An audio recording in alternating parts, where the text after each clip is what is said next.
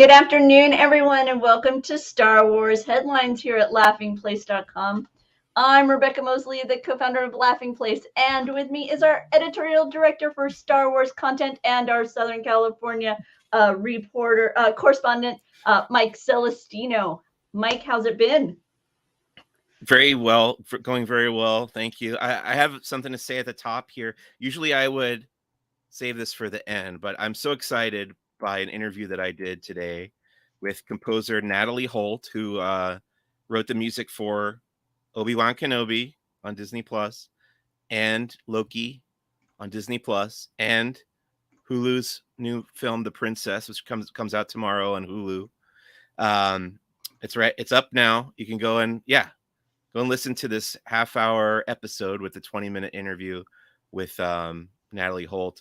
I'm going to make a prediction right now. First future Oscar winner to appear on Who's the Boss. Ooh, very cool. Okay, you heard it here first. Hi, Caleb. Thanks for joining us here at Star Wars Headlines.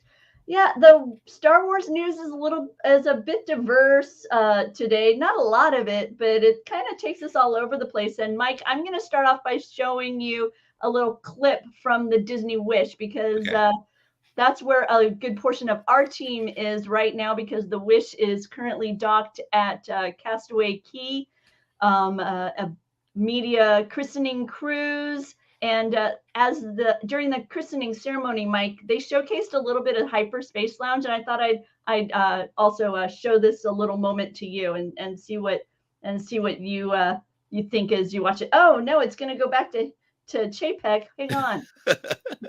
Hang on. Let me get my clip set up correctly. Haha. Okay.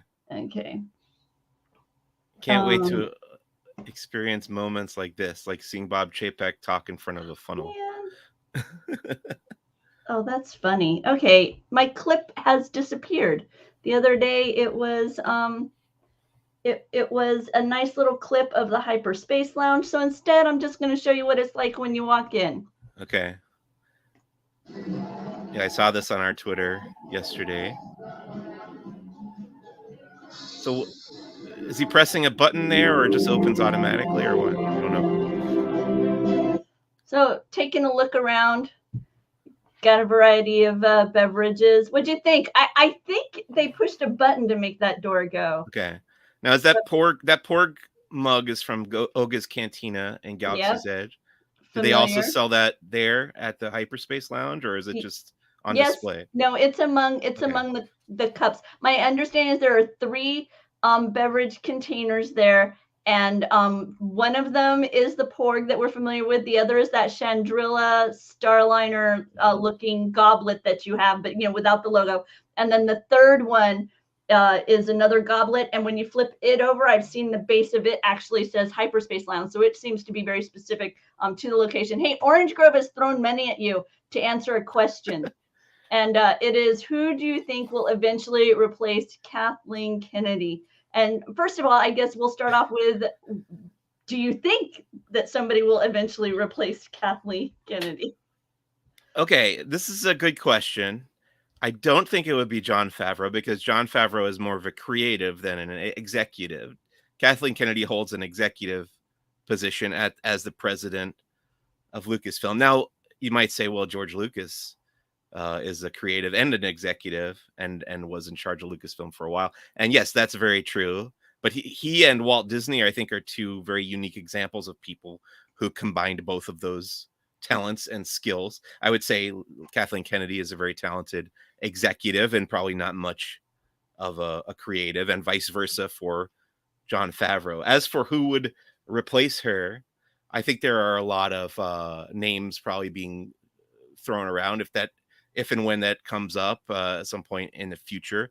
There are producers like Michelle Rejwan over at Lucasfilm, who has produced, I think, most of the films that have come out under the Lucasfilm banner since Disney bought the company. That would probably be good candidates for that position. But I don't think you want a creative in that position, because somebody like Jon Favreau, I would rather have focusing his talents on making the content rather than controlling the business from an executive point of view. Does that I know. answer the question? Yeah, I know. I know that Kathleen Kennedy gets a lot of heat from the passionate fan base, and I'm curious for you. Like, if you were to give her a letter grade since she took on, because not everything. I mean, here I'm going to add my little spin to it. Not everything is going to be a success. There are Right. going to be things that are going to hit. There are going to be things that will fail. I personally think a lot of times the fan base is unfair in laying a lot of what fails at a person's feet and then giving them no credit for success. So I'm gonna ask you, however, to kind of look overall as a fan underneath the banner of Kathleen Kennedy over there at Lucasfilm. What letter grade would you give her as the Lucasfilm exec? Right now I would give her probably a B plus. Okay. I think I have really liked a lot of stuff that has come out of Lucasfilm since Disney bought the company and since Kathleen Kennedy became the president. There has been things that I have not been happy about. I think the biggest mistake, honestly, if I had to ascribe one big mistake to her that I believe was made, it was the approach to making the sequel trilogy, where they kind of did it this what I would call like a game of telephone style. Mm-hmm. Like, okay, well, you're gonna have one filmmaker make the first one, and then the second filmmaker is gonna come in and make the second one with no real collaboration between those two, and he's just gonna pick up where the other guy left off. I think they've kind of realized that it was a mistake to do it that way and not just have one person in charge of, at least generally in charge of, the creative side on the whole trilogy. And I think Kathleen Kennedy has said recently that she would rather have somebody who's in it for the long haul. You know, she said, "Oh, we want a multi-year, multi-picture commitment." So I'm guessing whoever, you know, we've got Taika Waititi writing a Star Wars movie right now. I'm guessing they might have him signed up for a few. I don't know. I don't know the contractual side of things, but I've heard that that's the direction that they would rather go in. Thank you, Orange Grove 55, Yeah. for your question, and I very much enjoy following you on Twitter. So, little Yeah, shout good out there good Twitter follow. for Orange sure. Grove 55 talking about all things Disney. So just taking a peek around the Hyperspace Lounge, you've got the bubbling concoctions, the nice lit sign as you enter, a collection of Kyber crystals. Now, you know, Mike, that the thing that's been capturing a lot of attention is this Yeah. $5,000 cocktail. And it's posted, and I don't have the grab right here in front of me, but it's posted as a Kyber crystal, but it's spelled differently Mhm. than I'm used to seeing it. In fact, it didn't Yes. even register in my brain as Kyber when I first read it. Why does it look so weird in spelling? Yeah, so the spelling you're seeing there, Kaiburr, is an alternate spelling that comes from the Legends continuity of the Star Wars timeline. So this is the old novels and comics that used to come out in the 90s and stuff. They would spell Kyber in that way. I'm guessing they're just kind of digging into uh that mythology to kind of expand what's going on the galactic, what's it called, the Hyperspace Lounge. Yep. But I liked seeing that. I had forgotten about that myself. I had to look it up on Wikipedia because I remember having seen it that spelled that way, but I couldn't remember where or why. But if you type that into Wikipedia, Kaiburr, there's a nice explanation of where that spelling came from and how it relates to the Kyber, Kyber, that we're more familiar with in the current canon. Yeah, that drink is capturing a lot of attention right now. For one thing, we don't know what's in it. I Right. follow Ashley Carter, who reports for local Orlando media, and she says, I've tried, but we still don't know what's in it. We do know it's served in a Camtano. And so there, that's what we know so far. We will keep following that, and if we have any more information about it. In the meantime, I wanted to show kind of what it's like when you're inside the Hyperspace Lounge and you are transitioning. This is the Halcyon, right, Mike? This is from Brooke Geiger's Yes, account. you are Yeah, seeing the Halcyon from the Star Wars Galactic Star Cruiser outside yeah. the window of the Hyperspace Lounge. So it's got some in universe synergy going on there. Yeah. Little ad for the Star Wars Galactic Star Cruiser while you're in the Hyperspace Lounge. And then you have this moment where the screen transitions. You're traveling through hyperspace, right? Hyperspace Lounge makes sense. And then you will arrive at your next destination and have a different fleet of ships hovering out or floating or traveling outside your window. So just wanted to give you a little bit of a sneak peek. We're going to have more footage and reports coming from there as our guys get off the ship, because getting information from the ship off the ship is not as easy as one might wish it was. Within the kids zone, they have the Star Wars cargo bay. This is an area where you learn about certain galactic critters. You learn the care and feeding of a loth cat, whatever this is. Do you know, Mike? I want to say this is some kind of snail that has been seen on. I'm gonna guess Naboo. I honestly don't know. I'm not. That's I'm a guess. unsure. I know this creature is called a wart. Yep. WORRT. You can see it outside Jabba's palace on Tatooine. So you've got a couple of critters, as you all know who watch this show. I am a huge fan of the Dianoga, and while a Dianoga was in the concept art, it didn't find its way into the realization. No. Nope, it's not there. I'm sad.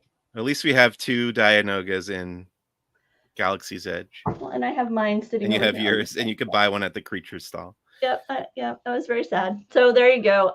Let's see. Star Wars Celebration tickets have gone on sale. This is the event in Europe next year. Several of the packages have already sold out. That would be the Jedi Master VIP, the 4-day adult. Oh, for adult. Well, I got that wrong on my podcast. I said Saturday was sold out. I didn't know the 4-day was sold out. Yeah. I hope we got some tickets. Yep, we'll find out. Okay. So there you go. So those are what are listed as sold out already from Star Wars Celebration. Within the theme park world, Mike, there was a bit of fun with the concept that launch bay character meet and greets could be added to Lightning Lane. This proved not to be accurate, Mike. Oh, okay. What happened was it appeared in the app for a short period of time, and then it disappeared. And from my knowledge, it did not reappear. So maybe just like a momentary glitch of some sort. But we'll keep you updated as to whether or not it finds its way back to Lightning Lane. We were all kind of scratching our heads over that, weren't we? I guess so. I haven't really gotten to Lightning Lane too many times, so. Also, I'm not a Walt Disney World regular, so, right? Yeah, no, but it was hard to imagine. Really it was hard to imagine the Star Wars meet and greet being something that would be of a, hey, yeah, that's a reason to get my Lightning Lane. But right. You never know. To each his own, and then you also need a certain amount of attractions to kind of spread out the demand as well. Mm-hmm. So but like I say, that has not come to fruition. That brings us to comics. Yeah, so we actually had four new Star Wars comics released this week. I have only had time to read and review 2 of them so far, but I'm working on it. I think by the end of today, I'll do another one, and then probably the last one tomorrow. But I did do Star Wars Obi-Wan #2. So this is a mini series that's running right now from Marvel, and it's about different events in Obi-Wan's life, with this kind of overarching story of old Ben Kenobi on Tatooine as this sandstorm is approaching. He's like writing these new entries in his journal. This one is mostly about a flashback going back to his time as a Padawan underneath Qui-Gon Jinn, and they travel on a mission to this mysterious moon that has become shrouded in literal darkness. Like, the light is going away, the literal light that lets you see, not the light side of the Force, but they are investigating why that's happening. It's actually kind of scary. It veers into the horror genre a little bit, which I always like to see. It's kind of a different approach to telling Star Wars stories. And I really enjoyed this issue. I thought the art was really neat when they do get to the part where the light is disappearing. The techniques that they use to get that across is very different from most of what you'll see in comic book artwork, because it's very all very muted, like black and blue tones. Right. Yeah, Yeah, you I mentioned like that it. in your review, and Yeah, then that struck me as well, that if you were trying to uh through comic art, through the comic art, reflect that would be a very, very challenging task. So yeah. that element of the storyline and the realization of that in comic book media, it pulled me in more. So I'm interested now to check this out, not only for the storyline that you share, but just to kind of see how they managed to accomplish that, because it does sound like a task. Yeah, I like this a lot more than issue number 1. I was kind of underwhelmed with Hmm. the first issue in this miniseries, but this one really grabbed me, and I'm excited. I think there's 3 more coming after this, so excited to read more. And then the second one I reviewed today actually was Han Solo and Chewbacca number 3, and this is continuing that heist mission that Han and Chewie are on for Jabba the Hutt. They have to go to Corellia, and their mission is to steal this urn containing the ashes of one of Jabba's rivals. And Han has met in previous issues, he's met this character who claims to be his father. So there's still this question of, is this guy really telling the truth, or is he conning Han? We haven't really found that out yet. But the really interesting thing that came up in this issue was it crosses over with, it overlaps with something we saw happen in the Crimson Reign miniseries, that crossover event, and that was set about maybe 5 or 6 years later in the timeline. And this one takes place before A New Hope, but there was a flashback in Crimson Reign that we saw happen involving Han's ex-girlfriend Kira that overlaps with the events of this Han Solo and Chewbacca comic book. So I was not expecting that at all. I didn't think Crimson Reign would have anything to do with this Han and Chewie comic, but it was a pleasant surprise because I always like when they kind of think ahead. I'm sure these two writers, Charles Soule, who wrote Crimson Reign, and then Mark Guggenheim, who wrote the Han Solo and Chewbacca series, I'm glad that they were kind of coordinating and had these two stories kind of overlap. Very cool. I wish I could like Kira and be excited about her as much as other people are, because I Okay. feel like she's going to be around a lot. I feel like she's Yeah, well, going to she's pop up got at here and least there and everywhere. one more big crossover event starring Kira coming up this fall called The Hidden Empire. So, yeah, for at least that long, she'll be around. Yeah. So I don't know. I mean, maybe I'll have to learn to love her. I don't know Okay. why. I don't know. Maybe I just, because I see her as not a true rival, but just, Yeah. she's not Leia. And so therefore, She's very much the opposite. She's like kind of Leia's opposite as far as Han's love interests have gone. Yeah. yeah. So I was, okay. So yeah, so when you mention Kira, it does not entice me to be like, yes, now I have to go read this. That's like, I Right. guess I think we all have those characters where it's like, okay, I can skip that one. And for whatever reason, that's me, and that's my relationship with Kira. And I'm gonna have to get Okay. over it, because apparently she's gonna be more and more. There was Um, also a new issue of Darth Vader and Dr. Aphra this week. And like I said, I was at the parks all day yesterday, and then I had that interview with Natalie Holt today, so I haven't had time to read them, but I'll probably by tomorrow those two reviews will be up on laughingplace.com. how are the parks? I know it's Star Wars headlines, but how were the parks? It was super hot yesterday. But I did pick up some new merch that I want to show off before we wrap up here. So Oh, let's okay. finish the headlines and then I'll show you what I got. Sounds good. Let's see. We have an announcement, actually. Oh no, let's go with the Clone Trooper helmet. This is from Denuo Novo. Yeah, Denuo Yes. Novo, and they do the very high end kind of the 3D scan movie and TV props, and then bring them to life for you at home. Previously, they had done a weathered look of the Republic Clone Trooper helmet, and now they are bringing you what I will call the non-weathered helmet, very pristine looking. And this is a collectible that is available from Duo Novo. You can find out more information about that on the website. What you think, Mike? Well, the interesting thing about the Clone Trooper helmet is that they were never created in real physical form for the prequel trilogy. They were all CGI. I know that they made a real costume for Obi-Wan Kenobi, the series, for Tamura Morrison to wear in that one shot where he's a veteran clone trooper. But yeah, otherwise, I think any Clone Trooper helmets that have been released have been either toys or fan made kind of stuff. So it is nice to have.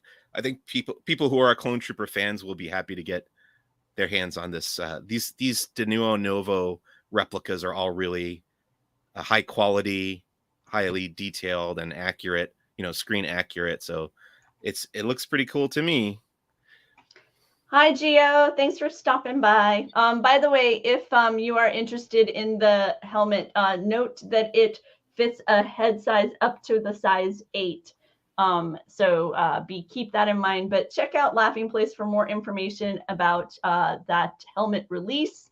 And Disney Parks has announced the lightsaber hilt that has been selected next is going to be Kanan.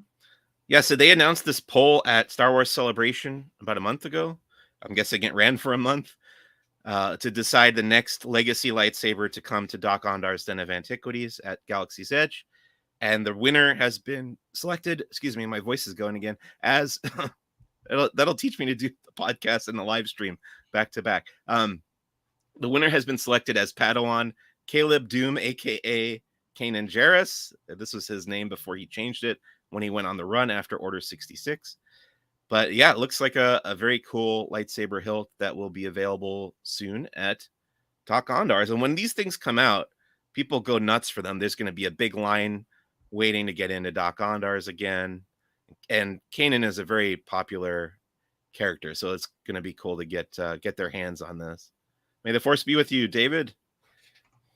Also wanted to remind you that soon you'll be able to get Plo Koon, right? Plo Koon, yeah. So that's on its way to Doc Ondar. I believe I want to say July 9th. Okay. Is when that's making its way. And they also announced that you will be able to find a limited amount of Ahsoka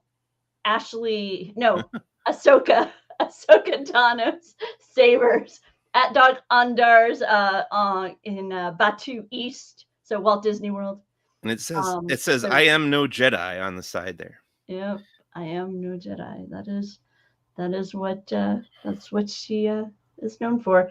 And finally, as we begin to wrap up, and then we can find out more about what Mike picked up at the resort. Obi-Wan Wednesdays, the final Obi-Wan Wednesdays, because we had the finale episode last week. They unveiled a Bop It with Darth Vader. So it's Bop It with Darth Vader. Have you ever played Bop It, Mike? Yeah, I remember we had Bop It in college, actually, the original Bop It. Okay, so Bop It, but it says features the voice of Emperor Palpatine. No, it's maybe because he's the one telling you to bop Darth Vader in the head or whatever. Okay, I can go with that as the framing device. I can go with that. But Gio's got another comment regarding this. Kind of hit me this way too, because the scale of Vader's head on his shoulders here, he does strike me as Spaceballs Dark Helmet. Yeah. Anytime you make Darth Vader's helmet oversized, it does start to look like Rick Moranis' character from Spaceballs. Yeah, see, Terry, you're with me. It's a pretty fascinating concept. But they also showcased some upcoming Black Series figures, Mike. Yeah, this is Obi-Wan Kenobi as he appears. I think they call it on the planet Jabeam.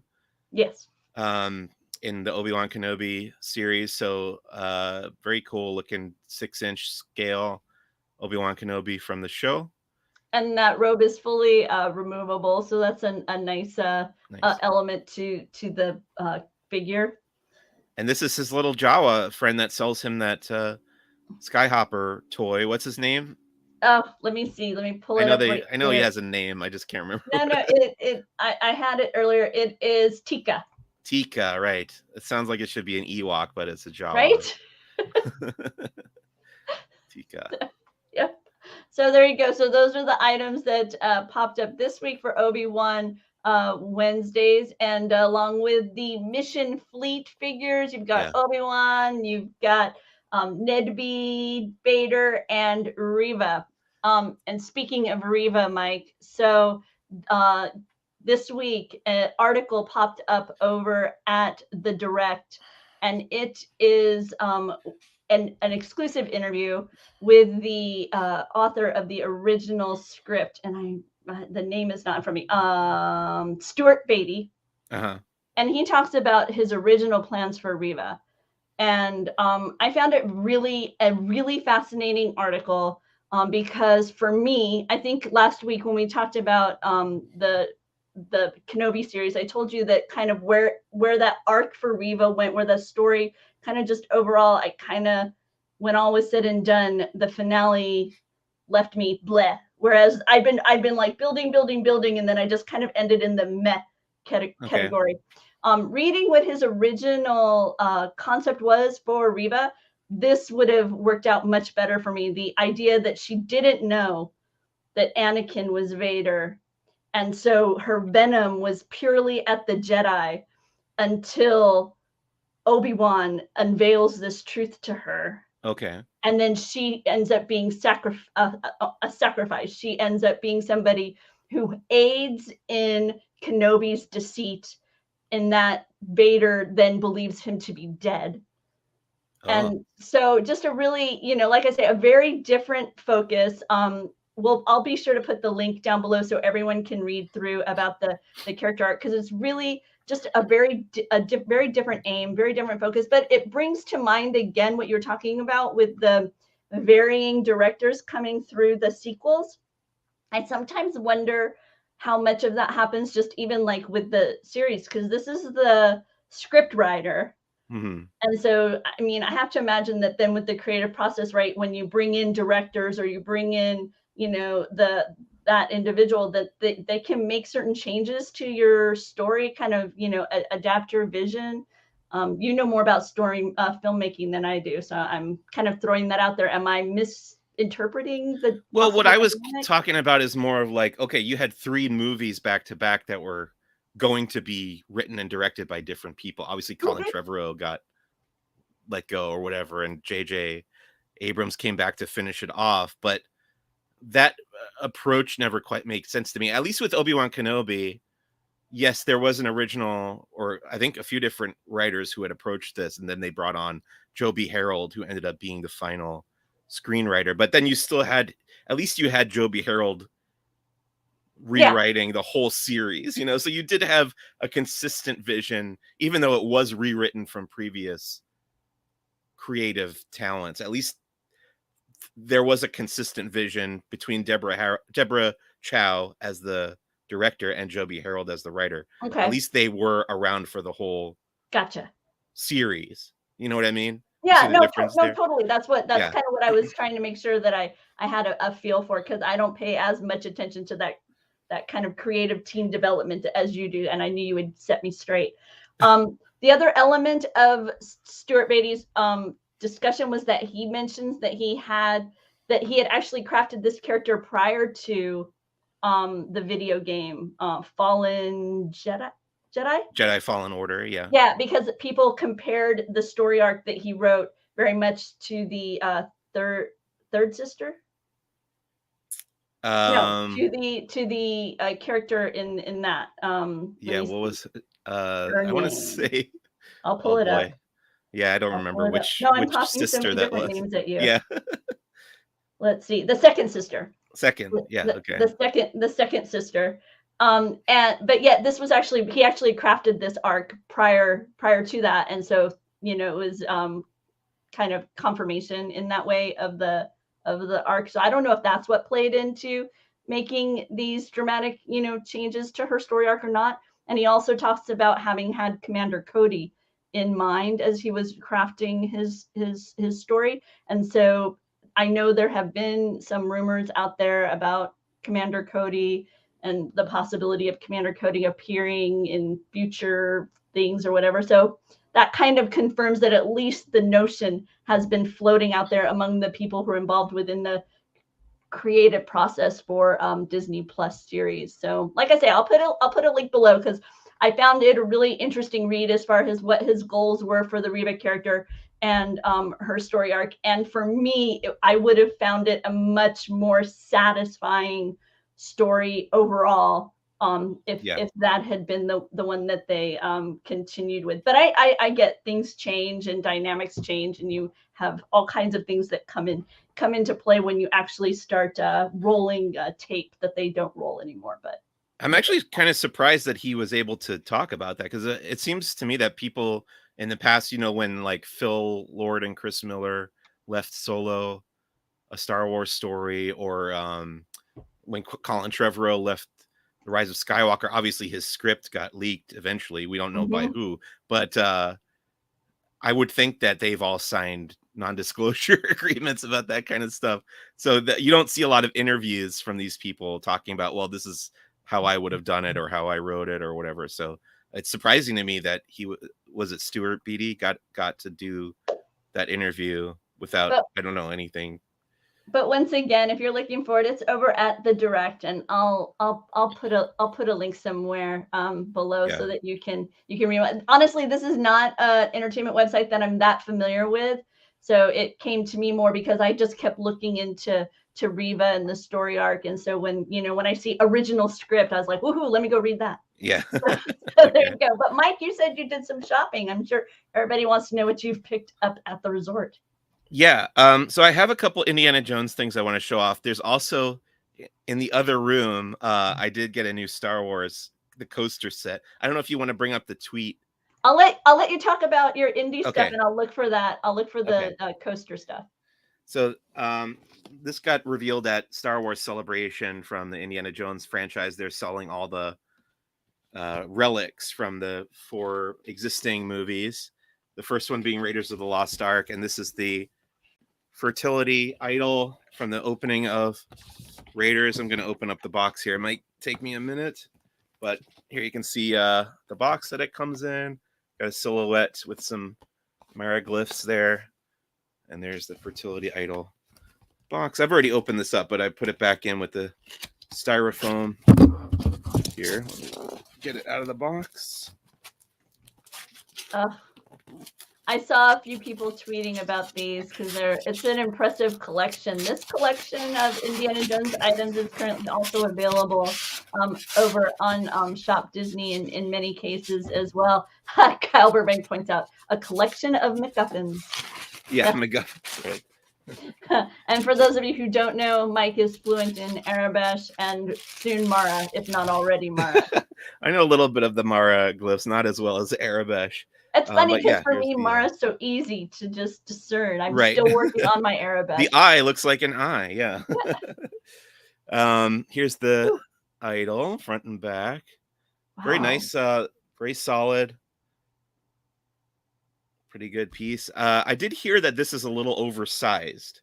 I'm not sure how accurate that is, but I think somebody pointed out that it's a little larger than it should be based on the prop.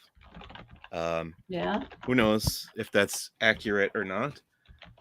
Yeah, I don't know the size of Harrison Ford's hands, so I couldn't to the comparison.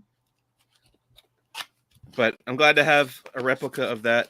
Regardless, our friend Ricky Briganti did ask me if this is the same idol that they were selling on Shop Disney a while ago, because he had bought it there. Remember, it sold out like right away. Yes. So I don't know if this is exactly the same as that one, if they just like made a bunch more down to sell at the parks and back on Shop Disney again. I have not heard, but now that you mention it, I will have to check into it and see if the measurements and whatnot are identical or not. Yeah. Anyway, the second one that I got is the Sankara stone from Temple of Doom. There's the box. There's the inner box here. Sankara stone. Ooh. And then here's the actual. Oh, this one glows. Yeah. I'm a sucker for stuff that lights up. So in the movie, you have to bring them together with the other Sankara stones to get it to light up. But I only bought one. I wasn't about to buy 3 of them or whatever. But it still lights up, thankfully. Let's see if I can. Let me turn off this light. Ooh, that's really pretty. Yeah, it's really nice looking. That is gorgeous. Wow. And nicely done, Disney. Yeah. Still not clear on. And you picked these up in Adventureland, right? Yeah, so these are available in the Adventureland Bazaar at Disneyland right now. There's the bottom, and it comes with this little cover. It was, I think, 2 AA batteries in here. Okay. And for those of you who may be just joining us, these are also available in some cases. I know Shop Disney. I'm trying to remember I know that some of the items were available on Shop Disney. I can't remember specifically which ones, but we've got them all listed over here in this article. New Indiana Jones merchandise coming soon to Shop Disney and Disney Parks. And then we had links below related to the items as they appeared on Shop Disney. Just a reminder, as you purchase, if you purchase through laughingplace.com and then you travel over to these other sites like Shop Disney or certain other affiliate locations, then we receive a small affiliate fee, and there's no additional cost to you, but it does help us pay our staff, pay our equipment costs, all that kind of things, operational stuff. So we really appreciate it when you do make your Disney-related purchases via links from Laughing Place. It's much appreciated support. And the other 2 artifacts that are coming are the Holy Grail from Last Crusade and the Crystal Skull from Kingdom of the Crystal Skull. They did not have those yet, but there was a sign on the display saying coming soon. And the Holy Grail comes in a packaging that looks kind of like a crate. And I do not know how the Crystal Skull is packaged, but then later this year, so I think sometime more like the fall, as I recall, they're also going to be offering this Indiana Jones voodoo doll and the Staff of Ra headpiece. My wallet is crying. So yeah, these are coming later. These are coming later this fall. The really attractive collection from celebrating the adventures of archaeologist Indiana Jones. They got to do the Cross of Coronado from Last Crusade as well. Oh yeah, they're going to complete the collection. Yeah, I do not see that. Are you the type to pick up the jacket? Are you a no jacket type? I probably won't get the jacket. Gio apparently wants the arc, so then his face will melt off. How much would the arc cost? I made the joke that what was it that not the arc, that the Staff of Ra needs to come with a warning: do not handle when hot. That the raw head, the right. raw piece. By the way, Kyle wants to let everybody know that they weighed against a bag of sand. I think he's joking. Yes, I know. Get the jacket, The Adventures of Lotico Jones. Yeah, right. So, yeah. Yeah, lots of fun had around here with this staff of ne'er-do-wells like Tony and Kyle and Doobie. Thanks, guys, for stopping by. I was trying to think, Mike. I think that covers it. Were you able to find those coasters, or should I go grab them? No, I found them. Okay. You are good to remind me. Here they are. So now you can buy wooden versions of the coasters from Oga's Cantina, except they've added one new design. So you've got the Yub Nub, the Bloody Rancor. On the bottom right is just like the generic Oga's coaster, and then the bottom left is a new design that says DJ Rex there, and Oga's Cantina underneath that in Arabesh. I did buy them. I have them in the other room, but there's the bin of all of them. It's $25 for the whole set of 4. There you go. So if you are looking for the wooden coasters featuring designs for the paper coasters, which I'm very happy about, because I enjoyed the coasters. I did not enjoy Oga's, so I didn't intend to go back. But I was kind of wishing I had a coaster, so now I Okay. can just get a coaster because I like the artwork on the coasters. I Fair just enough. don't like to stand when I'm consuming a beverage. So I want to Right. sit and relax and be comfortable. They have booths too. You just Yeah. can't choose to sit in them. If you can't access them, then do they really have them? This, come on. So, so I yeah. have sat in a booth at Oga's, just not very frequently. Maybe someday I will make the investment in time and effort to actually sit and enjoy a drink at Oga's rather than the brief moment that we were there. I literally went to the bar, had a drink, and I think I was there 15 minutes because I was just, I can't stand anymore. I'm done. So, Fair enough. yeah. Oh, that looks so nice. The fertility, the stone, the fertility idol creeps me out too much. The stone I like. The stone I like. Cool. Okay, well, we'll be back next week to talk more Star Wars headlines. In the meantime, I want to remind you, do not miss the latest episode of Who's the Boss. Mike has an interview with composer Natalie Holt. Mike has told you already that he believes that Natalie will be a future Oscar award-winning Oh yeah, I have no doubt. I have no doubt. She's already like the go-to name now. She's just like on that list of. My wife was saying earlier, like there's a list of like half a dozen composers that composes scores for all the big Hollywood blockbuster movies, and now she's going to be on that list because she's doing Batgirl. And then she's going to do the Prestige movies, and she's going to be. I'd say within 5 years she has an Oscar. And for My more of prediction. Mike C's adventures and Star Wars updates, you can follow him on Twitter, Who's the Boss Pod, for Disney news and information, including the current christening cruise that's happening aboard the Disney Wish. Be sure and follow us on Laughing Place. We do our best to bring you all things within the Disney company, whether it's Star Wars universe or Marvel Empire. I'm going to call it a Marvel Empire now. The Marvel world, or classic Disney, Disney Plus, Pixar, National Geographic, Hulu. Yeah, it's all Disney company. We do our best to make sure you stay on top of it. So with that, Mike, I'm going to say see you next week for more Star Wars headlines. Bye. Bye.